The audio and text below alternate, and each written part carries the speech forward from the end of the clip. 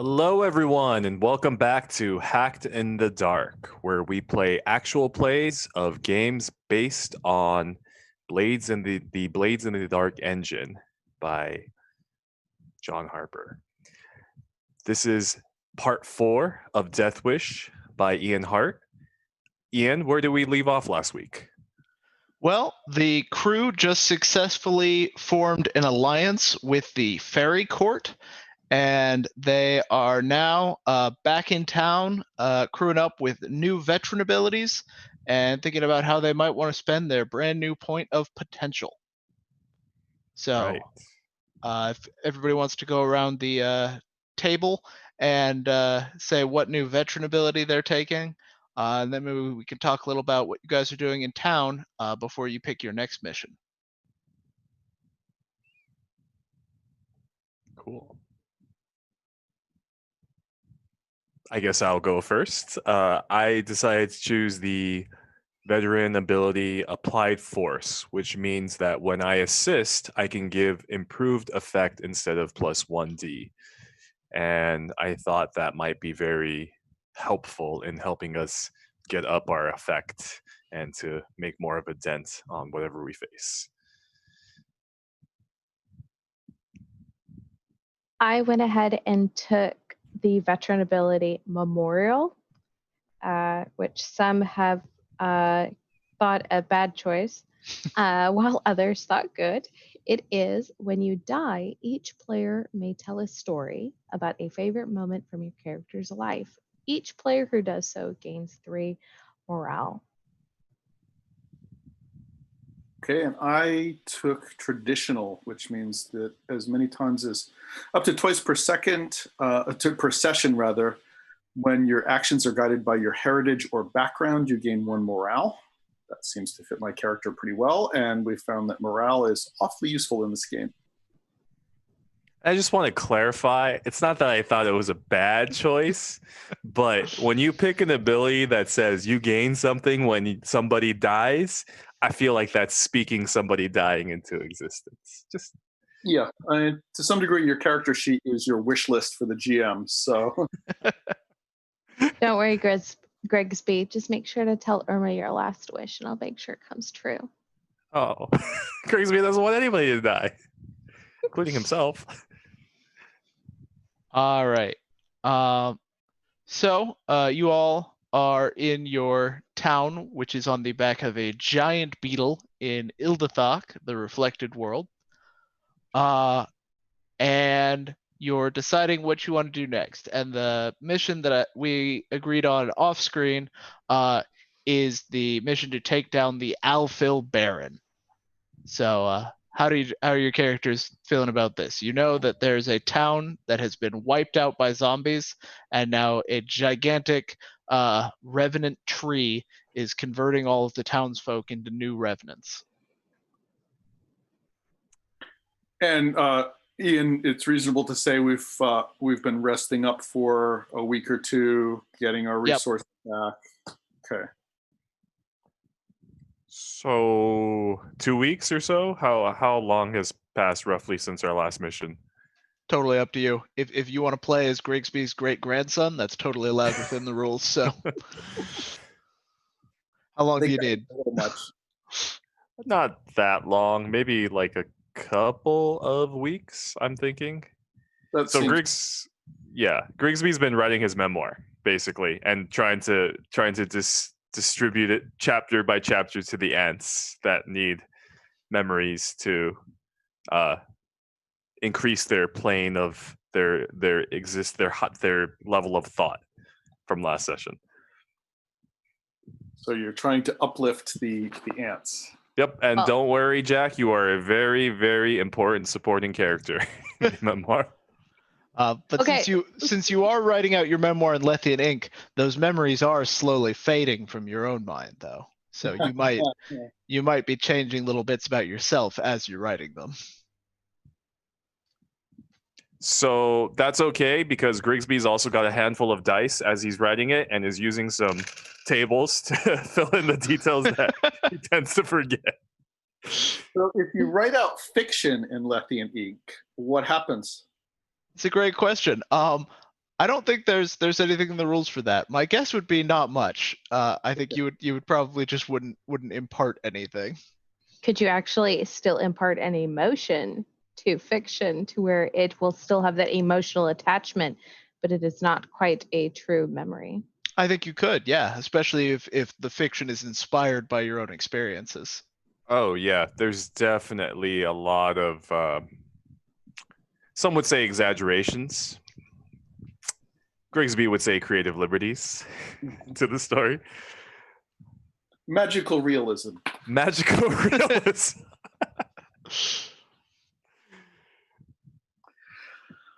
So we've been hearing more and more about this this town that's been taken over, and we're real concerned about the number of revenants that are being created in this town. Sounds like they are essentially creating an army that we're going to have to deal with at some point. It seems like we would want that army to be as small as it possibly could be. Mm-hmm. Has Well, before anyone we else get been there- chosen by the book in this interim point? Are we all that essentially our city has to survive? If somebody made another backup character, then that person has been chosen, but isn't going on this mission. There are quantum chosen out there in the They got the tattoo, but it's in somewhere that it's hard to notice. they think it's just like a mole. Like, what is that? Yeah, the Heisenberg chosen uncertainty principle here. What are Irma and Jack doing in the meantime, like in the city before we encounter these revenants?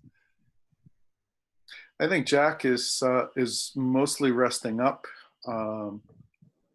spending time away from the town out in wilderness areas, because that's how he kind of, this game doesn't have that mechanic in it, but I think that's how Jack kind of restores his stress and gets himself back together. But he's feeling ready, and he's feeling like he has an obligation, because he's a chosen one, to go out and do some more protecting.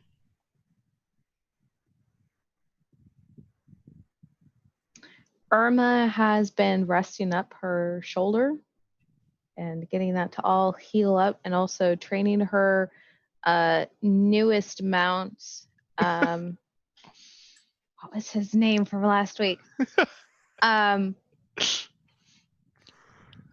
You don't get to mount the fairy. Not without spending your town's support box. So, By the way, before I forget, this is a adult stream too. We're gonna be cursing sometimes. that's not what I meant. I was talking about how my beetles have been dying, and Irma doesn't like walking. That's what I meant. Thanks, Ray. No. I mean, rated R for violence against beetles, obviously. Yeah. Okay. Yeah, So- of course. That's what we're so- totally talking about. Beetle collectors, I'm sorry, this might be very triggering. Yeah, no. No, I thought based on the role and the making pie and whatnot for the queen personally, that I got an ant.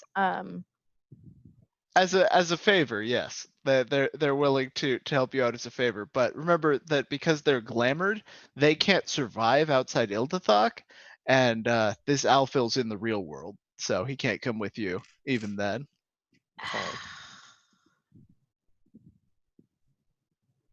I think you're going to have to make do with a regular beetle. But they can create things in the real world, correct? Yep. It takes right. a lot of work. So they can do it. I'm during that 2 weeks, I am going to buy a new beetle, and I'm going to take it over there, and I'm going to hold up its shell and be like, okay, you see this side? This is the fender. Okay, I want you to etch little decals of every single time I kill something. You just put it right there in this one spot. Okay, and I want you to like etch it into it, kind of like those World War II fighters, the little bomb stickers. Or How many should we put on to start then? well, I mean, you were there. How many do you think I killed? He's like pondering. Did you? Did you kill any? You know, have a muffin. I think we may have gotten off on the wrong foot here. And Yeah, I mean, you remember there was a lot of them, and I took a lot down. I thought the crazy tree man dynamited them all. I set him on fire. Technically, he couldn't have gotten there without me. All right. And they etch a burning tree man into the side of your beetle. Nice. And I will go help Grigsby with his memoirs. Yeah.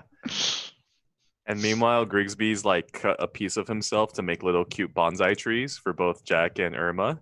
So for Jack, it's like him on top of a pole and like searching out as he tends to do. And then for Irma, it's either a really raggedy muffin or like a really raggedy beetle. I'm not sure which one.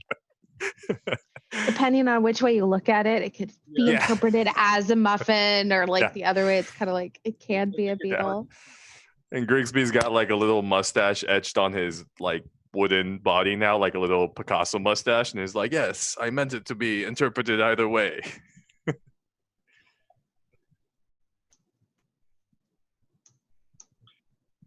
So are we about ready to get going? Sounds like Irma's got the usual mount. And then Grigsby, you want to take your car? Yeah. I want to take my car.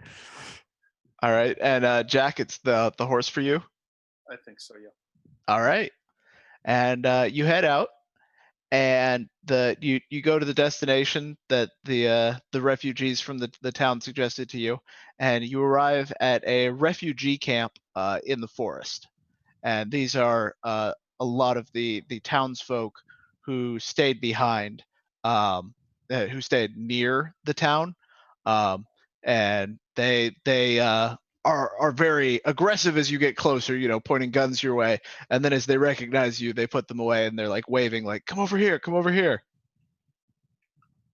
This is in the real world? Yeah. Not- Yeah, not- you're on Earth for this whole mission.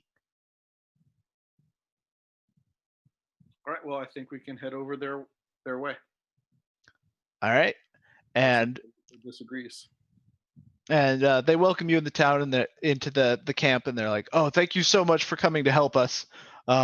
We never thought that the revenants would attack us, and it was just over in an instant." Tell us a little bit more about exactly what happened. How did you get away? So our town is a community that mines philosopher's stone. And so it's well known that a lot of us get little philosopher's stone poisoning and can become bone golems. We have a golem grow under our skin. A lot of us live in like a mutual relationship with our golem, and it can make us stronger. So it's not a bad thing. More importantly, it also means that we can't be turned into zombies. So we figured that the revenants would never come here because, they've got nothing to gain. They couldn't use us as bases for zombies. But when they arrived, there was a song, like a phoenix song, and it drove all of the golems in the town mad, including the ones under our skin. And so we were helpless to fight back when they moved in, and all of the golems who had taken over the bodies were just rampaging, and so we barely got out with our lives. What we've been doing here is we've been sending out parties of townsfolk who don't have golems inside them to kidnap golems and drag them back to this camp. And once they get out of range of the song, they stop being controlled and come back to their senses. So we've been slowly rescuing them like that.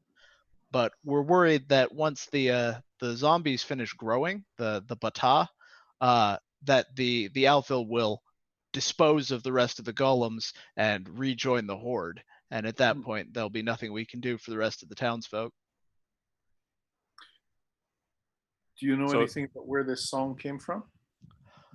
So the only creature that we know of that can produce a song that controls Golem's minds are phoenixes, one of the 4 legendary monster types, and we've never heard of a phoenix working with revenants before, and we didn't see the phoenix either.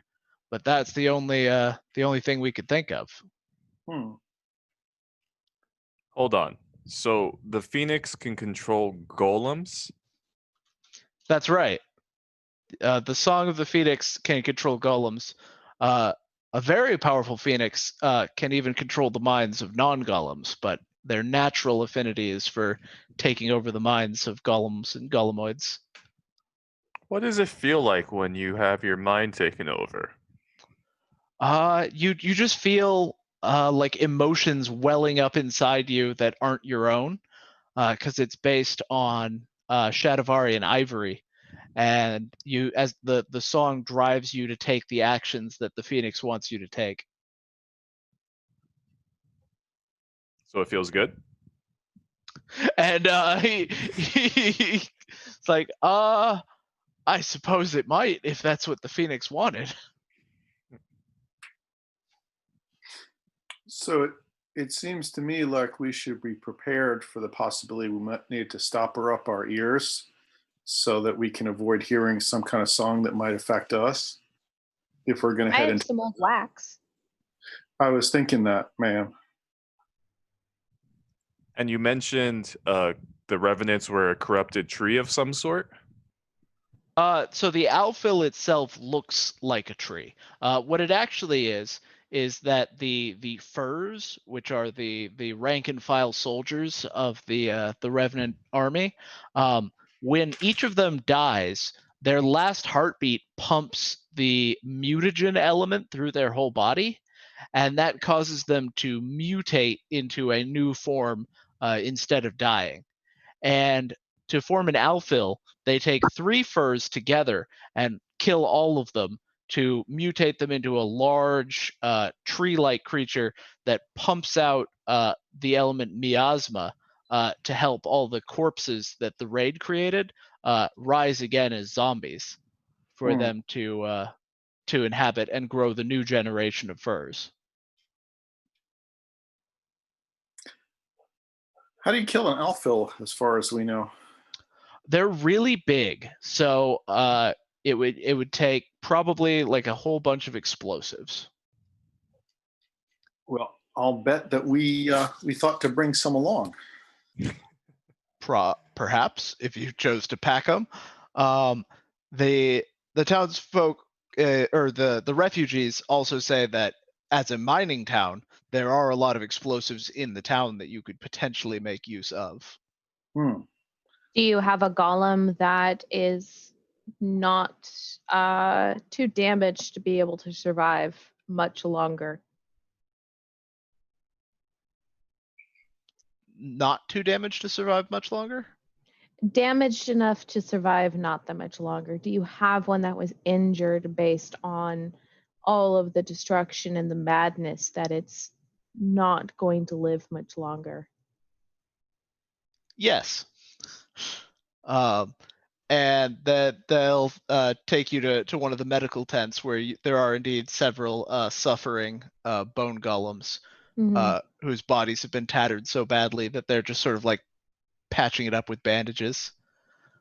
I think during this time that Jock's been talking, Irma's been passing out some food and whatnot, but she'll kind of like look at the injured ones and then later like pull Jock aside and be like, so it's gonna sound really callous, but we need to get close to this sucker. And we can pack some extra explosives with bringing a sacrifice or something if somebody's willing to do that, or even use a dead body if necessary. Dead golem to pack the explosives into. I mean, I would mention Grigsby, but he's kind of more useful alive at the moment. Meanwhile, Grigsby's like going around having a chat with all the bone golems, and they're all like maybe as cheerful as them because they don't feel any pain, even though they're on the brink of death. Like, hey, how you doing? Like, Yeah. it's good. Yeah, good. Like broken thumbs and stuff. That is an option because that would allow us to pack in a whole lot more.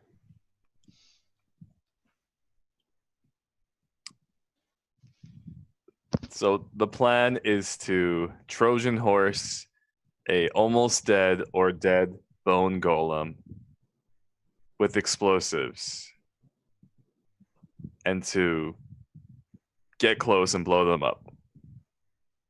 And the hope is that they'll think that it's a controlled golem right up until it gets to the tree.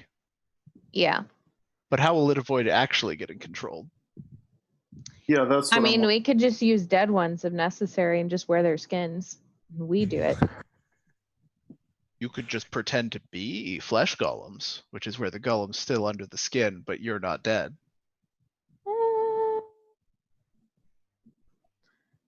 I mean, I guess that makes sense if you mention it that way. Irma's just sitting here like stroking like some of her freckles and like totally didn't think about that angle. so in essence, we're saying that we need to smuggle a bunch of dynamite or some other kind of explosive right up against this tree. Well, and one of the townsfolk comes up and says, "Yeah, and based on where the tree's growing, there's actually a whole storehouse full of explosives not far away. I think it wouldn't be hard to get them from there to the tree if you could get that far.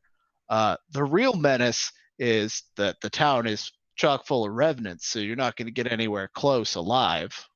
Yeah. Unless we can convince them that we belong there.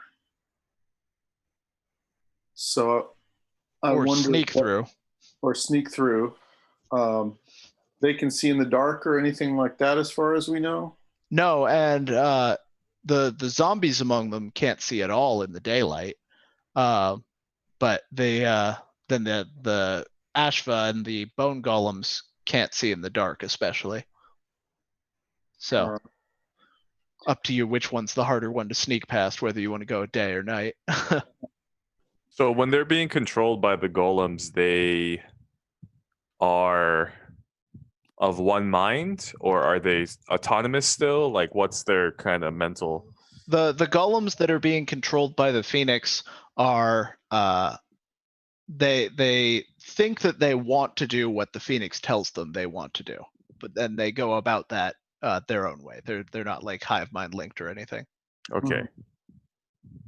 And they're otherwise intelligent, just regular folk, just like Grigsby and other golem types. Yeah. And so if the Phoenix song did end, they would probably help you take down the enemies. Golem rights. We got to help these people. Golems are people too. So has anyone actually researched like how the song controls the golems? Like, is it done through hearing? Is it done through some sort of resonance?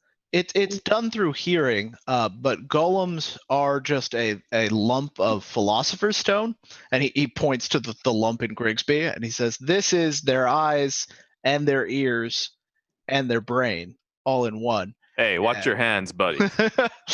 Eyes off them. And so they don't use ears in the sense that we do, where there's one point that you could easily plug up. They just feel it they hear it with their whole body. That's right. All right. So it seems like we could try a couple of things potentially. One is to try to just sneak up to the source of explosives and then get that up to the tree. Another would be to try to find and begin by taking out the Phoenix, with the hope that if we took away the Phoenix's ability to sing its song, then we could immediately potentially acquire a bunch of allies and save the golems. Yep.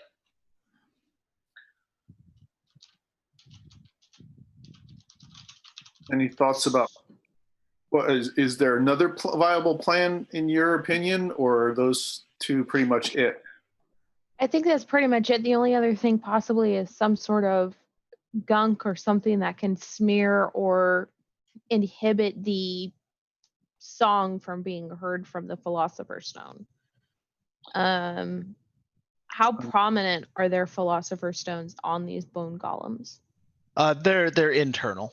They usually grow along the muscles of the body, because Philosopher's Stone grows where there's movement in the host, and so it sort of replaces their muscles.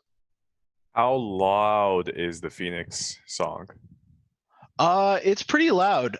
You can't hear it from where you are, but it covers most of the town. What if we get a giant tuba and just sort of Well, I start- was just thinking spitwads or something if it was like a certain point on the golems, but it's not. So we can't like cover it up. The only other thing would be is if we can rain down something that can cover the golems, essentially like a nullifying substance that separates the golems from the scening. That's the only other thing that I can really think of. If anybody has the special ability that makes them a master of the element called Echo, I think the special ability is called Silencer. Yeah. Then that would mean you've got the special training to make a counter sound that cancels out another sound, and you could potentially use that to create at least an area around yourself where the sound can't be heard. Yeah, no, I don't have it. Do we think that Grigsby is going to be particularly vulnerable to this? Yeah, he is vulnerable, and the other two of you are not. But as a player character, he'll get resists, so he's not going to immediately go feral. Right, but it's going to be from the perspective of us who are not aware of resistance rolls specifically in character. It seems like it's going to be difficult for Grigsby to cope with this. Right. Yeah. You know his willpower is probably stronger than the average golem, but it's not endless. As you two are saying this, Grigsby's like, "Huh? What? Did you guys say something?" Now, Grigsby, I made this sappy paste. It's to help your skin not burn in the sunlight. It's kind of think of it as linseed oil, just like thicker and goopier. Just put it on everywhere, and I mean everywhere. Sparkle, sparkle. It probably wouldn't actually work, to be honest, though. I think you could do a setup action with Pack to craft some sort of sound dampening substance. That sounds reasonable. Begs the question though, like how do golems hear? Do they have like ear holes, like speaker? No, just the vibrations of your body are felt by the Philosopher's Stone that you have exposed. Oh yeah. So your ear and your eye are the same organ. So vibrations. Mm-hmm. Just think how much noise Irma's making in that pot of hers. You probably can't hear nothing around her. Yeah, I would like to do a setup to have something essentially like a sunscreen or something for Grigsby to try to like limit this effect and whatnot. Okay, that sounds like Pack would be the action to do it, and I think you'd probably be risking spending some load on ingredients. So let's call that risky limited.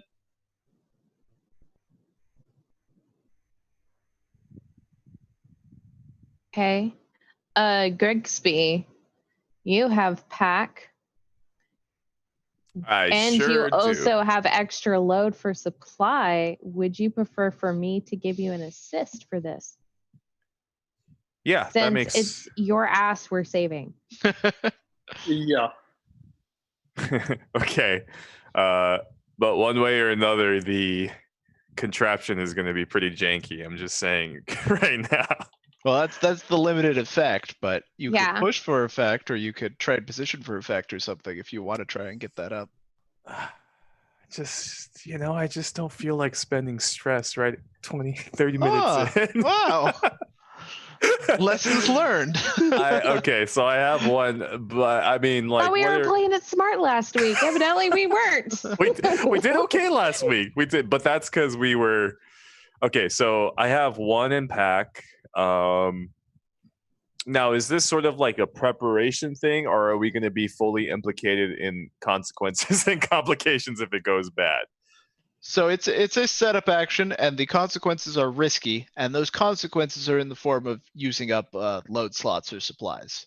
For bad equipment? Okay, that makes Just for sense. the In ingredients. other words, you added too much of one ingredient. Now you got to make more, so it's just going to be heavier to carry. I'm just imagining his like homemade ear like headphones are just like falling apart. It's just like these things will not fit. Okay, I'll do it though. All right, so I have one in pack. I took a stress for you. Yeah, thank you, Irma. So that's 2, and still limited effect though, huh? Yep. If you want to use more ingredients and really slather it on, you could trade that up to a risky desperate or normal Now- desperate. Quick question. Ambar, can you remind me again what that is? So that's sort of like an amber-like substance that is sticky, and then if you feel warm around it, it hardens. But then the really interesting thing is anything that's trapped inside it when it hardens is frozen in time. So would that help in this situation or not? Because If you technically completely- Irma excretes blah blah blah blah blah. Irma produces a natural supply of it. Yeah, I think if you wanted to cover Grigsby with Anbar, that'd be a useful ingredient. So let's call that improved effect. So you're at risky normal. That doesn't freeze Grigsby in time, though. It does if he's completely covered in it and then somebody feels warm, which Grigsby can't because he can't feel, then Hey. it would solidify over his body and freeze him in time, yes. I can't feel senses, but I can still be hurt on Look, the Jack, inside. we just simply won't tell him that this is how I get my beautiful skin. And as long as he doesn't set himself on fire, it should be perfect. Don't worry, I'm over the fire. Okay, so risky, normal, Yep. 2 Pack with dice. 2D. Should I push for effect? Here? Greater? That would be really soundproof. But that's desperate, right? Desperate. No, oh, if you wanted to trade position for effect, that would get you Right. up to greater desperate. That's pretty Balls risky is- for balls 2D. is on Yeah. 2D. Yeah. Okay, let's go with the 2. This Yep. is just a setup action. Okay, 5. mix. So you use up either 2 load or 1 supply of ingredients. And remind me what supply does again? So those are things like your supply of wood, where it just means you have a virtually unlimited amount of something. Well, I guess supply, because I haven't really been playing with supply anyway. So it's All no right. skin off my back. Yeah, so you mark off one of your supply as used up to cover yourself in this Anbar-based soundproofing solution. Nice. I'm nice and sticky.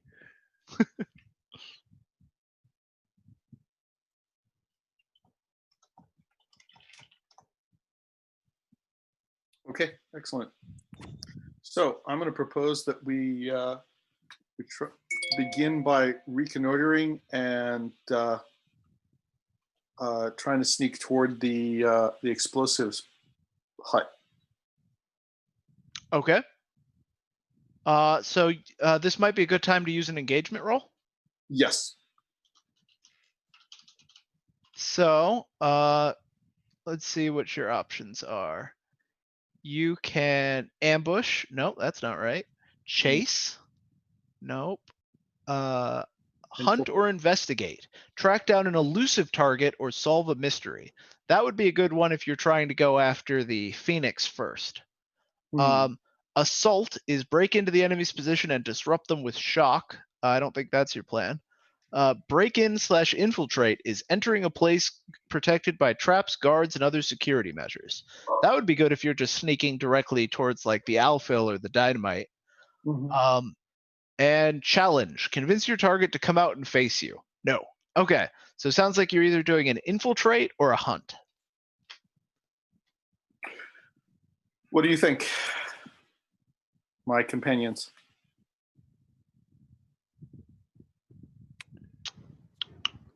I You want to think go more for the Phoenix or more for the just getting into the explosives hut? Grigsby would probably be more in favor of the Phoenix just because he is empathetic to the plight of the bone golems, seeing how they are his close, cursed cousins. Well, my guess is that we're going to encounter this Phoenix whether we want to or not at some point. Mm-hmm. So I'd be surprised if it turns out that it's a problem as to whether we find the Phoenix or not. The other difference for the engagement rolls is whether is the detail. If you want to hunt, you have to have a trail to follow. The song would suffice if you're going for the Phoenix. And to infiltrate, you need a point of entry. Right. So if you want to go for that, you might have to get closer to the town and scout around a little to find a route. Grigsby is a master of disguise. Yeah, you could easily infiltrate the town pretending to be a golem. Yes, you're. I think you'd be excellent at pretending to be a golem.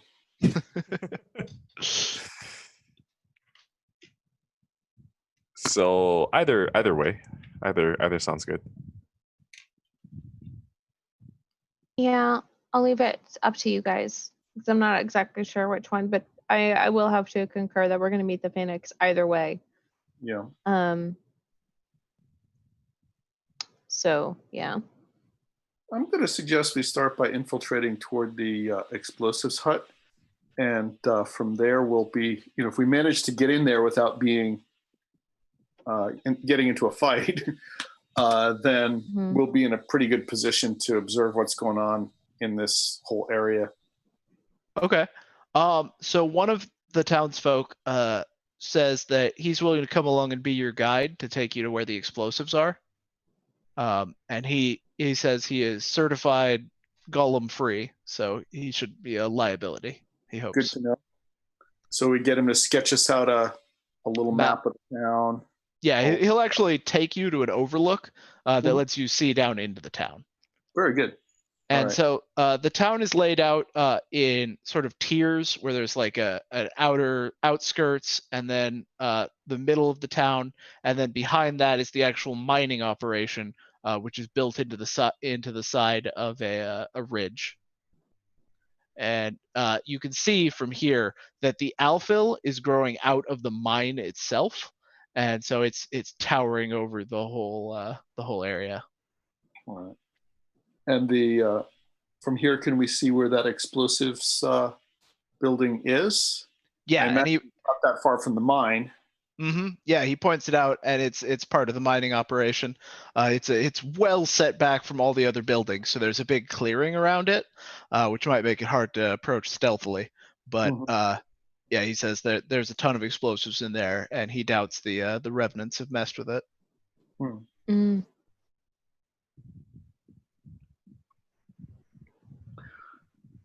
Do we see a route that would get us close, as close to this building as possible in as stealthy a manner as possible? So that kind of depends on which actions you prefer between finesse and barrel. Because if you want to finesse into the town, you can see a route of buildings that would spend a minimum amount of time exposed to patrols.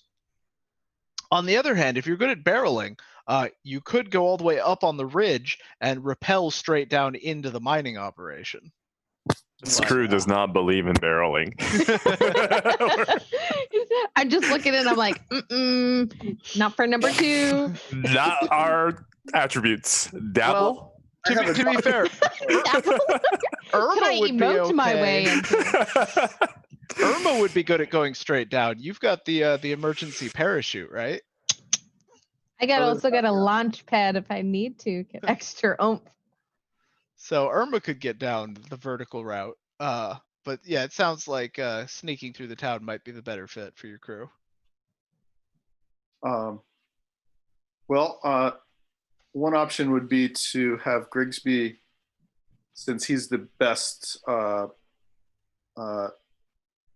at pretending to be something like what belongs in the town, to have him try infiltrating.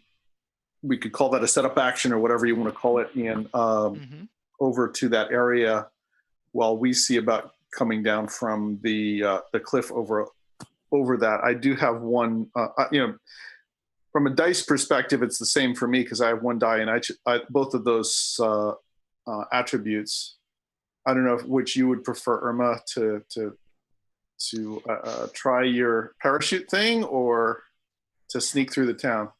I would prefer to go ahead and use the finesse as much as possible, because once I mark off that parachute on load, that's my load.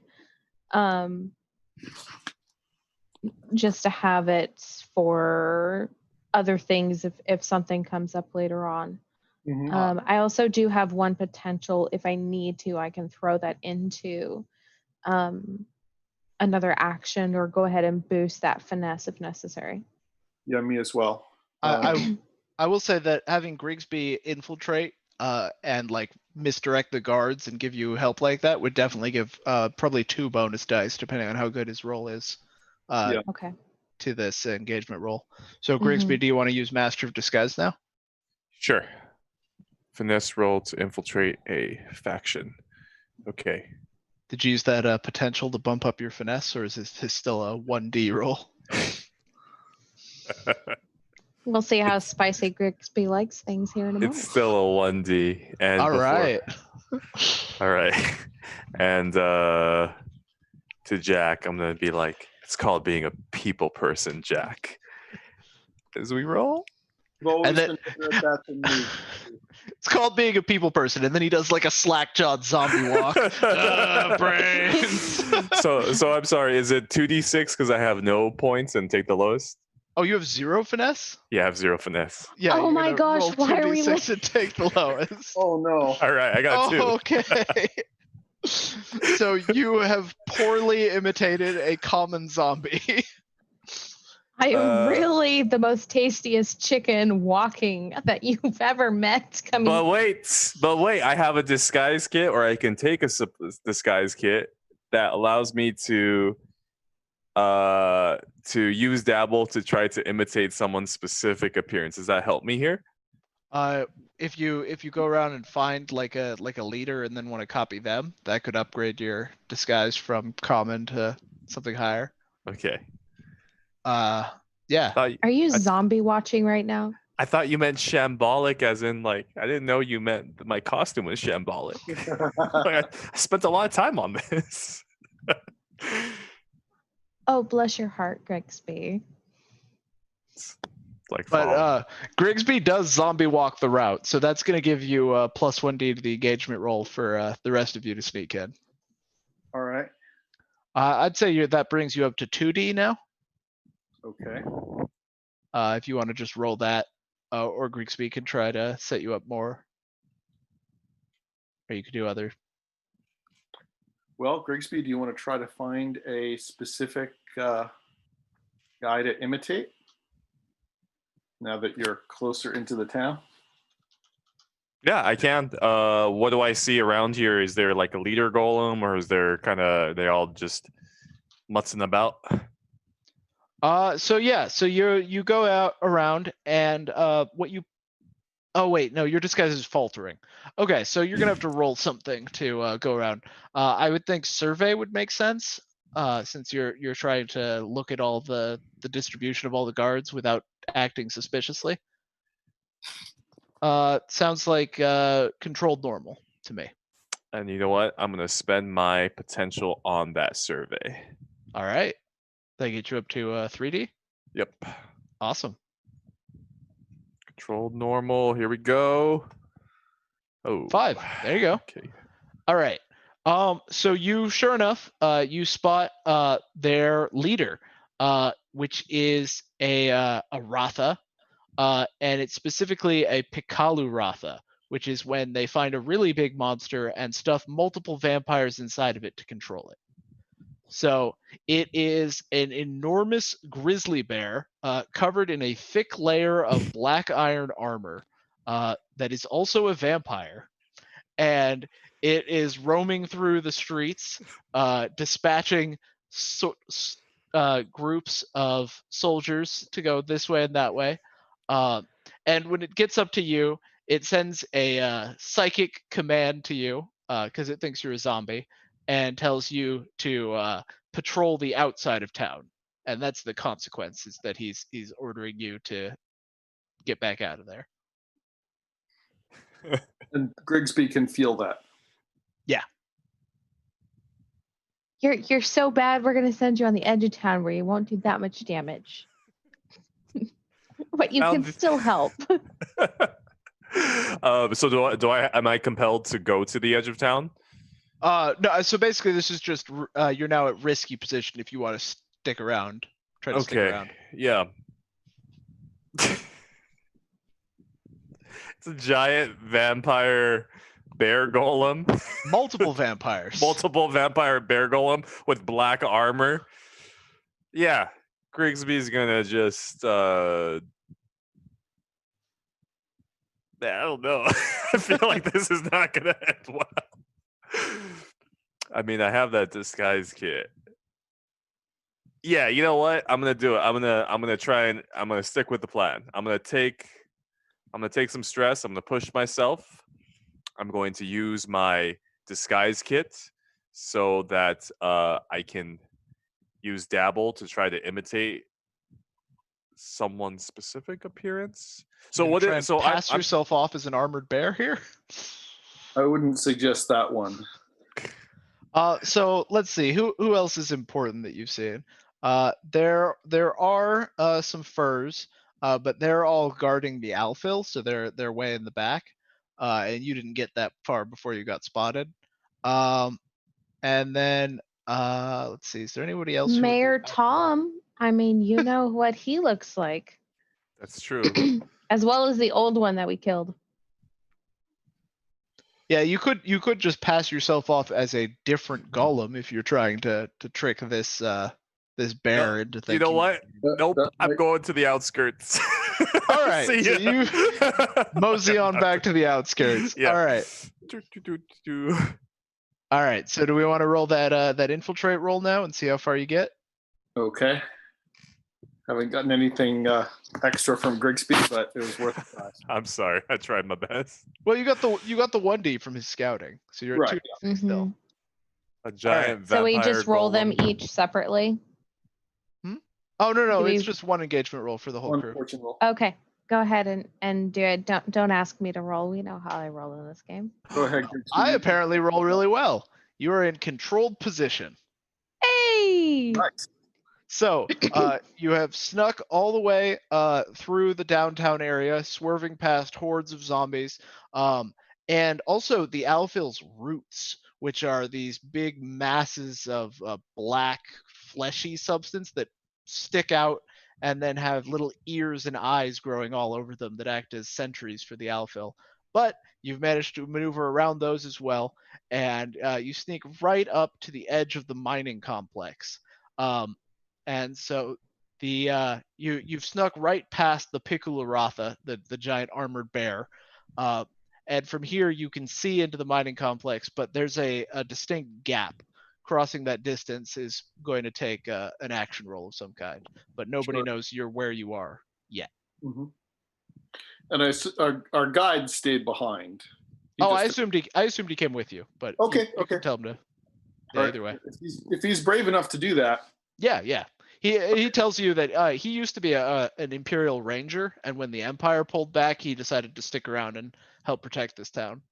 And so he feels very strongly about getting this done. All right. Well, welcome to the pact we have here to get this done.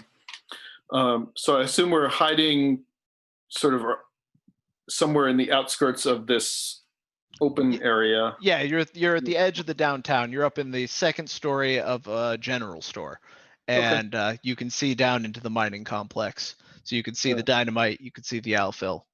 All right. Is Grigsby with us now, or is he back out in the outskirts of the town?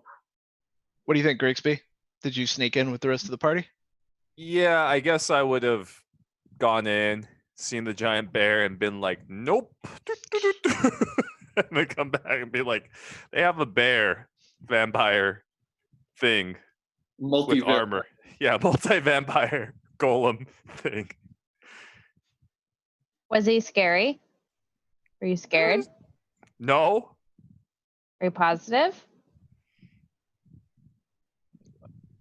No, I mean, I don't want to. I Are did you my shaking job. in your timber right now? I don't. No. Golems are unafraid. We don't feel anything. He's gonna pose. So is Grigsby with us or is he away from us? I think he's with you. Yeah. Okay. All right. So I think trying to survey this area and look for whether there are patterns of sentries or other people moving through, whether there's anything that we could hide behind or like a wagon we could hide behind or anything along those lines. Just kind of look for opportunities. Sounds like a survey setup action. Yeah, I would say so. Grigsby, I think you have the best survey among us. I'm great at surveying. Yes, you seem to be, yes. So you're definitely in a controlled position up in here. And then I would say your effect is probably greater. I mean, you're looking down at the whole thing. It's hard for you to miss. Okay. Grigsby's gonna go in with his telescoping eyes, sort of scanning the horizon. Oh, man, I'm not rolling well today. That's a 4. Yeah, okay, that's not bad. And so I'm gonna say the consequence is reduced effect. You're not paying as much attention as you should be, and you miss a little bit, but that just takes you down to normal. And so for the normal effect on the setup action, you do indeed see that the zombies are actually working the mine, and every once in a while, a wagon will come out of the mines, drop off black iron in the town, philosopher's stone in the town, and then head back into the mining complex empty. And so that might be a good opportunity for you. But wait, Ian, Grigsby also has attention to detail, which gives him improved effect when you set up with survey. Oh, well, in that case, you do notice an extra detail, which is that when the wagon is out, the bear is there to like watch it at all times. But while the wagon is being loaded, or after the wagon is unloaded, it rolls out of his vision, and he stays with the philosopher's stone for a while before he looks at it. So there's a moment right then when he doesn't have his eyes on the wagon. So do we think that we could sneak ourselves into the wagon without being noticed? Yeah. Yeah. Might be a really good avenue for us. Right up to the mine? Yeah. Of course, then potentially we'll get philosopher's stone loaded on top of us. So it seems like we'd want something like a tarp or something to put on top of ourselves. Yeah, you're in a general store. You can find a tarp. Yeah, that doesn't seem too difficult. So something that would go over us. And other than that, we're going to want to wait for that perfect moment. We would be willing to wait through a couple of cycles of the wagon coming in and out in order to have the right moment, I would think. How often does this happen? Like every hour or so. Yeah, so we'd be willing to wait a couple extra hours if we had to, since we're in a fairly safe and unobserved spot, until we encountered exactly the right time to do this when there's the maximum distraction to other things. Mm-hmm. And are you going at day or at night? I don't know. What do you folks think? And what does our ranger friend think? So he's a fan of going at night because he's a lot more afraid of the revenants than the zombies. That sounds pretty reasonable to me. What do you think? Based on the last few times we've interacted with the revenants, they're a lot harder to be able to take on. Yeah, we did pretty well against zombies. We just had to set Grigsby on fire. All right, so Well, it's I night. think we should be prepared for that possibility again this time. So with the setup, I think that brings you to you've probably got controlled position and normal effect to just come down out of the general store and dive into the wagon as it goes past. But right. each of you is going to have to make that action 'Cause successfully. we don't have group actions in this game. That's right. Mhm. So Um, that sounds like finesse. yeah. And you don't have group actions, but I would let somebody help somebody else out as like a greater effect. Like if your greater effect is just that you grab somebody else and toss them in with you, that's fine. If anybody feels like pushing for effect. How much finesse do you have, Jacques? I have one die. I do have one potential, which I could then spend to get two dots in finesse. I have the same. How important do you think it would be for us to go ahead and make this? I want to maintain our controlled position as of right now. Yeah. So I think us spending our potential would be really, really smart in this instance. Yeah, and for the long run, I don't mind having two finesse. That's generally useful. So I'm going to bring myself up to 2 finesse, spend that potential. Same. I have no finesse, so should I maybe have you two hop in, but I try to walk alongside in disguise instead? Because that makes a lot more sense to me if Grigsby's not about that finesse life. Does that seem believable as far as what we've seen in terms of patterns? Yeah. You could easily just join into the group that's pulling the wagon. And we think our ranger friend is up for this as well? Yeah. He's gonna do as well as you guys do. Okay. What is his name? His name is Sam Spur. Sam Spur. Okay, I like it. Sam and Jack. All right, so I guess it is time to roll finesse.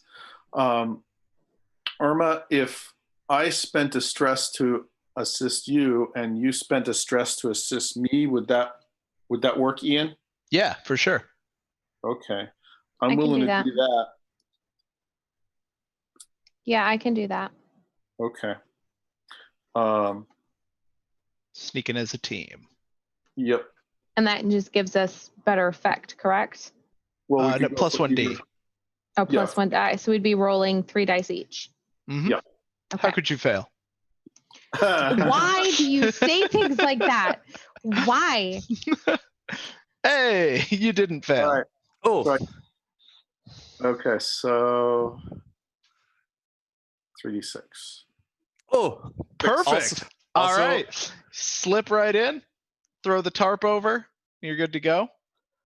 So And- attention to detail gives me whenever an action that benefited from your survey setup rolls a 6, gain 1 morale. There you go. You got 2 morale now. You got 2.